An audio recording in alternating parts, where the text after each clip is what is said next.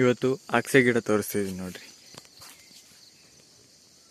ಅಗಸೆ ಗಿಡ ಇದು ಏನಂತ ಅಂದರೆ, ನೀವು ಈ ಕುರಿ ಮೇಕೆಗಳು ಮೇಯಿಸಿದ್ರೆ ಅಗಸೆ ಗಿಡ ಇಟ್ಕೊಂಡು ಅದಕ್ಕೆ ಒಳ್ಳೆ ಮೇವು ಸಿಗುತ್ತೆ. ಇದರಿಂದ ಈಗ ಮರಿಗಳಿರ್ತಾವಲ್ಲ, ಅವು ಒಳ್ಳೆ ಚೆನ್ನಾಗಿ ಬರ್ತವೆ. ಕುರಿನೋ ಮೇಕೆನೋ ಯಾವುದಾದ್ರೂ ಆಗಿರಲಿ, ಅವು ತುಂಬ ಚೆನ್ನಾಗಿ ಬರ್ತವೆ. ಹಾಗೆ ಹಸುಗಳಿಗೆ ಈ ಸೆಡೆ ಸೊಪ್ಪನ್ನ ಹಾಕಿದ್ರೆ, ಇದನ್ನು ಅಗಸೆ ಗಿಡನೂ ಅಂತಾರೆ, ಮತ್ತು ನಮ್ಮ ಕಡೆ ಸೆಡೆ ಗಿಡ ಅಂತಾರೆ.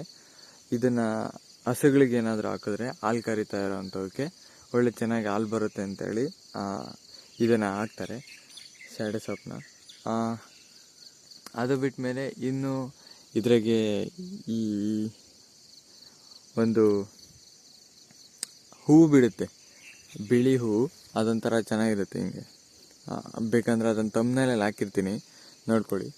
ಆ ಹೂವನ್ನ ಮತ್ತು ಆಮೇಲೆ ಕಾಯಿ ಈಗ ಬಿಟ್ಟಿಲ್ಲ.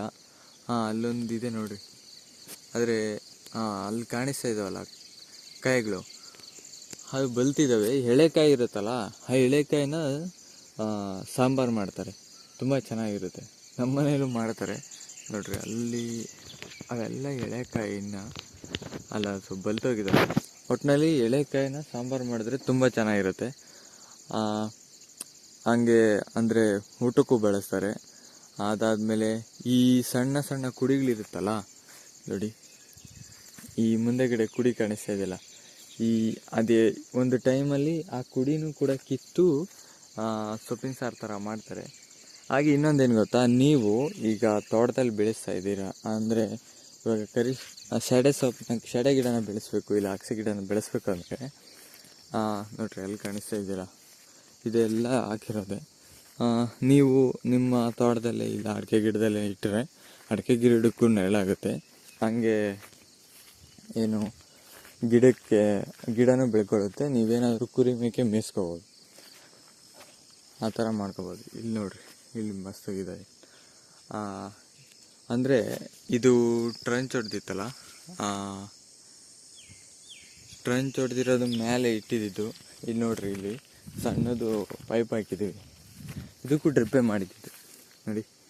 ಈ ಪೈಪು ಅಂದರೆ ಏನು ಗೊತ್ತಾ, ಇಲ್ಲಿ ಕಾಣಿಸ್ತಿದ್ದಾವಲ್ಲ ಓಲು, ಇಲ್ಲಿ ನೀರು ಹೋಗ್ತವೆ. ಅಂದರೆ ಇನ್ಲೈನ್ ಡ್ರಿಪ್ ಇದು, ಡ್ರಾಪ್ ಹೋಗ್ತಾ ಇರುತ್ತೆ, ಆ ಥರ ಪೈಪ್ ಹಾಕಿದ್ವಿ. ಆದರೆ ಎಲ್ಲ ಈಗ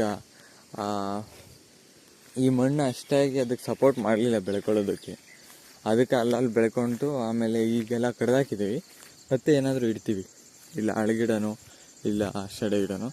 ನೀವೇನಾದರೂ ಕುರಿ ಮೇಕೆ ಮೇಯಿಸ್ತೀರ ಅಂತಂದರೆ ಬೆಟರ್ ಐಡಿಯಾ ಅಂತಂದರೆ, ನೀವು ಅಗಸೆ ಗಿಡ ಹಾಕಿದ್ರೆ ಒಳ್ಳೆ ಪ್ರಾಫಿಟ್ ನೋಡ್ಕೋಬೋದು ನಿಮ್ಮಲ್ಲೇ. ಏನಂತಂದರೆ, ಇವಾಗ ಅಗಸೆ ಗಿಡ ಇವಾಗ ಸೊಪ್ಪಾಗಿ ಸಿಗುತ್ತೆ, ಹಸನೋ ಇಲ್ಲ ಕುರಿ ಮೇಕೆ ಏನೇ ಇದ್ರೂ ಅದಕ್ಕೆ ಸೊಪ್ಪು ಸಿಗುತ್ತೆ. ಅದರಲ್ಲೂ ಈ ಎಳೆ ಮರಿಗಳಿಗೆ, ಮೇಕೆ ಮತ್ತು ಕುರಿಗೆ ಎಳೆ ಮರಿಗಳಿಗೆ ಅಗಸೆ ಸೊಪ್ಪು ಹಾಕಿದ್ರೆ ತುಂಬ ಚೆನ್ನಾಗಿ ಬರ್ತವೆ ಕುರಿ ಮರಿಗಳು. ಸೆಡೆ ಸೊಪ್ಪು ಇದ್ರೇ ಚೆನ್ನಾಗಿರೋದು.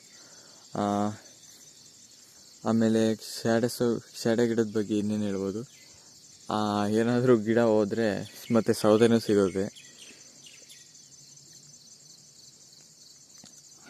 ಅದು ಬಿಟ್ಟರೆ ಊರಲ್ಲಿ ಊರ ಕಡೆ ಇರೋರಿಗೆಲ್ಲ ಗೊತ್ತಿರುತ್ತೆ ಸೆಡೆ ಗಿಡ ಅಂತಂದರೆ.